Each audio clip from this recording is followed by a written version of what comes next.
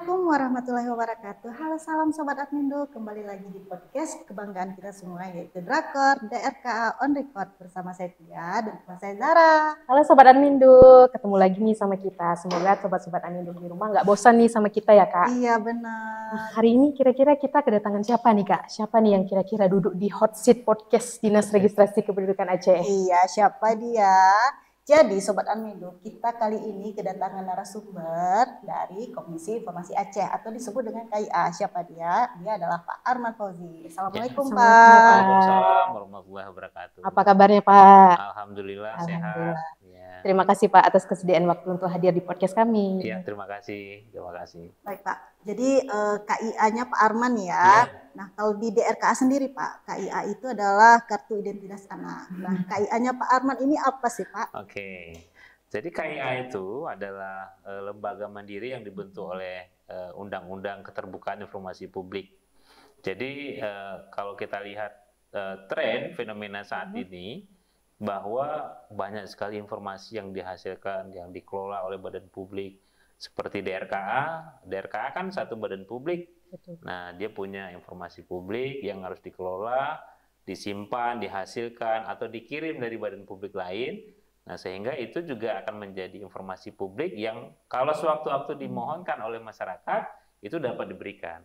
Nah, KIA ini akan hadir, Komisi Informasi Aceh ini hadir untuk memastikan hak konstitusi warga negara. Jadi kalau dulu orang agak tertutup informasinya, karena semuanya dianggap rahasia negara. Nah, coba bayangkan dulu apa itu di label rahasia negara. Betul. Nah, sekarang informasi publik itu udah terbuka. Tapi nggak semuanya juga buka-bukaan. Iya. Nah, jadi Betul, ada betul. juga yang informasi yang kemudian kita tutup, kita kecualikan seperti itu. Baik Pak, sesuai yang Bapak bilang tadi, berarti artinya instansi pemerintah ini wajib untuk melakukan transparansi nih Pak ya, mengenai keterbukaan informasi publik. Nah, boleh diceritakan apa saja informasi yang bisa kita share nih ke publik?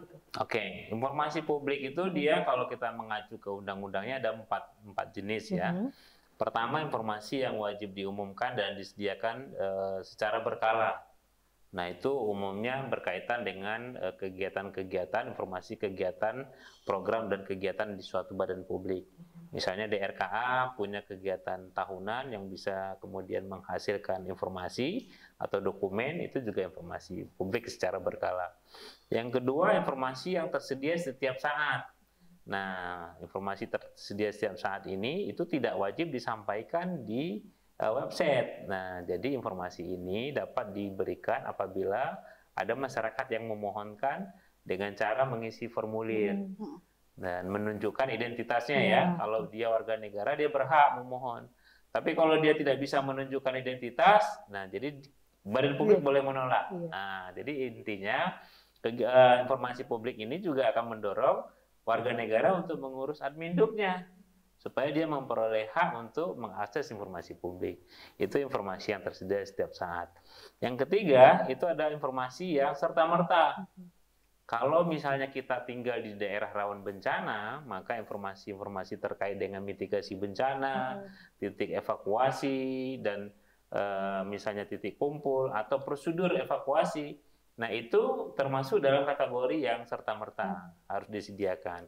Nah, satu lagi, ini yang informasi yang tidak boleh diberikan sama sekali kepada masyarakat. Nah, meskipun setiap orang tadi kan berhak memperoleh informasi. Kalau untuk informasi yang satu ini, itu nggak boleh diberikan. Itu disebut dengan informasi yang dikecualikan.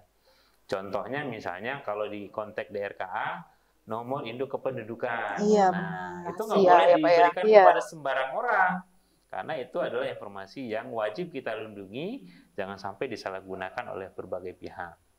Nah, Kemudian Pak, terkait evaluasi nih biasanya kan KIA itu setiap tahun melakukan evaluasi keterbukaan informasi publik ya.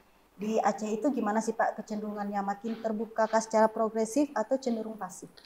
oke, kalau kita lihat tren, memang terjadi kenaikan dari sisi partisipasi badan publik. Ya, badan publik yang bersedia untuk mengikuti kegiatan monitoring dan evaluasi itu semakin hari semakin meningkat. Dari sisi kualitas, banyak juga badan publik yang sudah mulai naik kelas. Nah, misalnya dulu dia belum informatif, tiba-tiba dia tahun ini dengan upaya dan komitmen dari pimpinannya sudah mencapai kualifikasi tertinggi, yaitu kualifikasi informatif. Nah, kecenderungan ini juga sudah mulai tumbuh, bukan hanya di badan publik pemerintah Aceh, tapi kabupaten kota juga sudah mulai kelihatan geliatnya.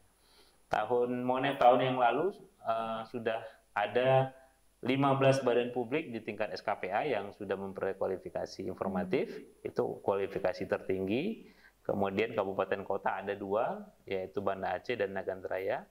Dan ini sebenarnya cikal bakal untuk bagaimana menuju Aceh yang informatif. Ya, jadi ketika informasi publik mudah kita peroleh, layanan informasinya mudah untuk kita akses, dan ini akan mendorong masyarakat menggunakan informasi publik sesuai dengan keperluan dan kebutuhannya.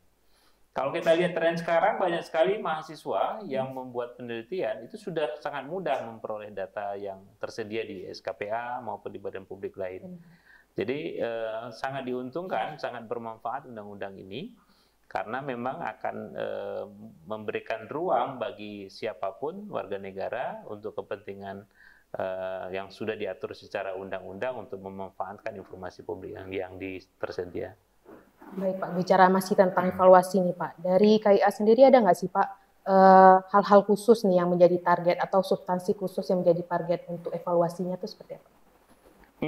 Kalau untuk evaluasi, ya pertama yang paling penting adalah dari sisi kelembagaannya. Jadi penguatan PPID-nya, apakah struktur PPID sudah terbentuk, apakah misalnya informasi publiknya sudah disediakan melalui aplikasi yang sudah ada dan mudah untuk diakses. Dan yang paling penting adalah bagaimana layanan informasi yang disediakan itu mudah untuk diakses oleh masyarakat. Dari warung kopi bisa dia mendownload dokumen yang dimohonkan atau yang diperlukan. Jadi semakin mudah layanan informasi publiknya, maka semakin informatiflah suatu badan publik itu.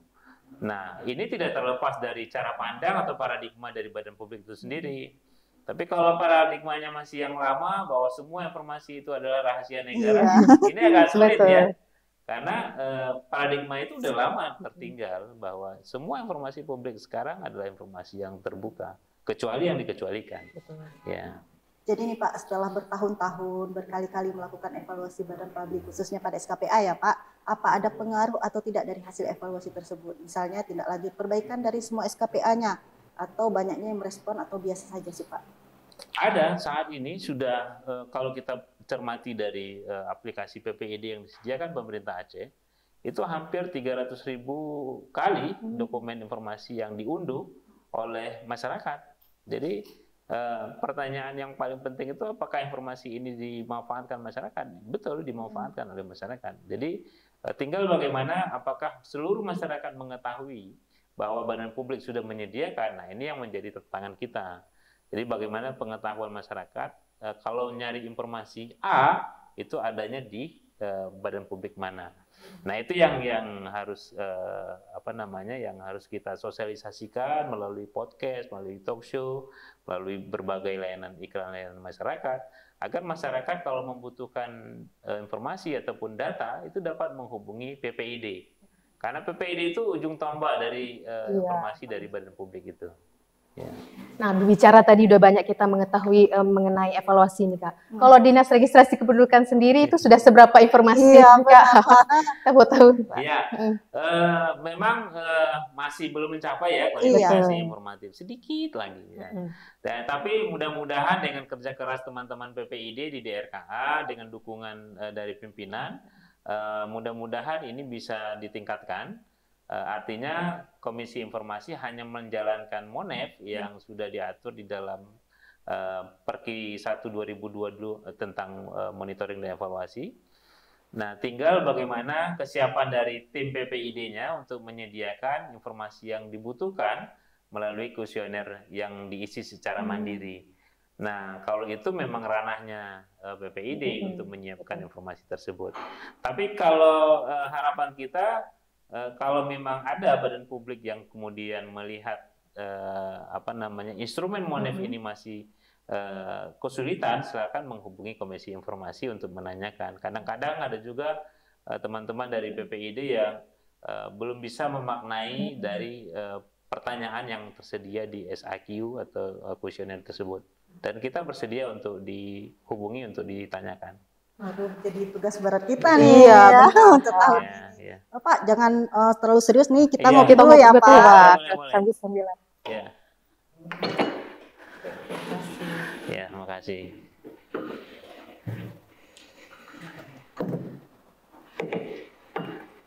Oke Pak, silakan Pak, dinikmati kopinya. Nah, seru nih ya. Jadi tugas kita sedikit lebih berat nih karena kita udah mengundang narasumbernya langsung. Jadi ini Pak. Tahun ini kita masih ya belum informatif, masih menuju informatif. Kita bakal. Semoga semakin baik ya Pak di tahun ini ya. Semoga. Insya Allah.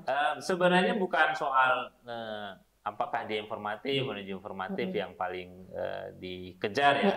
Tapi yang paling penting bagaimana spirit kita, kesadaran bersama kita agar pelayanan informasi itu adalah bagian dari tugas memenuhi hak konstitusi warga negara. Jadi keberadaan kita di suatu badan publik, contohnya di DRKA, kita bekerja untuk memenuhi hak konstitusi warga negara, masyarakat, sehingga apa yang kita lakukan itu adalah bagian dari pengabdian, bukan hanya pekerjaan, tapi juga pengabdian. Karena hak konstitusi itu sama juga seperti saat ini pemilu, itu juga hak konstitusi warga negara. Nah, jadi intinya mari kita punya kesadaran bersama untuk memudahkan setiap permohonan layanan informasi, sehingga siapapun masyarakat, baik itu masyarakat secara individu maupun secara berkelompok, bahkan badan hukum itu dapat memperoleh informasi dari DRKA khususnya. Begitu. Pak, anggapan yang banyak berkembang di publik nih, evaluasi keterbukaan informasi publik pada SKPA sering dianggap lebih pada konteks prosedural saja, semata formalitas. Seperti sesuai prosedurnya, misalnya PPID-nya sudah ada, media layanan informasi ada, daftar informasi publik ada, hingga website SKPA juga bagus tuh tampilannya, tapi tetap saja SKPA itu disengketakan ke KIA. Nah, karena tidak merespon permohonan informasi publik oleh masyarakat. Gimana sih Pak KIA melihat fakta tersebut? Nah, ini yang menjadi tantangan kita bersama, bahwa harusnya ketika di informatif jumlah sengketanya semakin menurun, kecuali yang dimohonkan itu adalah informasi-informasi yang menurut PPID itulah dikecualikan sesuai pasal 17 Undang-Undang Keterbukaan Informasi Publik. Jadi bukan berarti juga bahwa karena dia sudah informatif nggak boleh ada sengketa ya, juga. Karena ada informasi yang dimohonkan, meskipun itu informasi terbuka, tapi harus dikecualikan. Contoh misalnya, ada suatu badan publik yang informasi publiknya itu sedang dilaksanakan upaya penegakan hukum oleh aparat penegak hukum. Nah, jadi dokumen itu sudah diambil atau sudah tidak lagi dikuasai oleh badan publik, tapi sudah di APH-nya. Dan informasi itu tetap dikecualikan, meskipun kalau tidak terjadi kasus atau perkara, informasi itu informasi terbuka. Tapi karena terjadi perkara, jadi informasi itu tidak dapat diberikan kepada pemohon karena harus menunggu penyelesaian perkaranya sampai selesai. Dan itu adalah salah satu contoh bahwa meskipun dia informasinya informasi terbuka, tapi kalau sudah berkaitan dengan aparat penegak hukum, sudah masuk dalam proses penyidikan, penuntutan, sampai kemudian proses persidangan di pengadilan, ya itu harus dikecualikan. Ya, itu tidak boleh diberikan. Nah, Bapak berbicara tentang problem nih Pak tadi. Nah, di luar itu ada nggak sih Pak hambatan dan tantangan dalam evaluasi di SKPA sendiri Pak? Itu seperti apa Pak? Apa setiap tahun tuh masalahnya sama atau malah ada masalah-masalah yang baru nih timbul setiap tahun ya? Masalah pertama itu yang terjadi di SKPA itu persoalan klasik nih contohnya. Mungkin Tia dan Zahra tahu bahwa rotasi petugas ini menjadi kendala terbesar. Benar. Kita udah latih nih, misalnya Tia atau Zahra jadi PPID, tiba-tiba karena kinerjanya bagus, bidang lain melirik. Oh, ini kayaknya Tia bagus nih. Tiba-tiba dialihkan jadi ke bidang lain. Nah, itu menjadi tantangan di kita. Jadi bahwa ketika SDM-nya bagus, banyak orang yang minat, sehingga PPID itu minim sekali dukungan dari sisi SDM. Nah, yang kedua dari sisi inovasi. Tantangan kita adalah bahwa PPID itu kan bukan tusi yang secara khusus diatur di dalam suatu instansi badan publik. Kalau misalnya di RKA pasti ada tusinya, itu diatur, tugas fungsinya diatur melalui peraturan gubernur kan. Setelah ada kanun SOTK, maka kemudian peraturan gubernur. Nah, tapi dia memiliki mandat yang diperintahkan oleh Undang-Undang 14 untuk bersedia instrumen atau kelembagaan PPID-nya. Nah, ini yang menjadi tantangan kita. Seolah-olah dalam paradigma PPID di beberapa badan publik, ini adalah kerja tambahan. Nah, kan itu paradigma itu yang terjadi. Nah, selanjutnya adalah, menurut saya yang paling penting, tentu kita akan terus melakukan perbaikan. Salah satu hal yang akan coba kita dorong adalah bagaimana Monef dilakukan agar lebih mudah. Nah, kita sedang menyiapkan instrumen e-Monef. Nah, jadi nanti kita akan punya satu aplikasi yang mudah untuk diakses oleh badan publik dalam menyampaikan data-data dukung yang dibutuhkan di dalam Monef. Jadi akan disiapkan aplikasi e-Monef.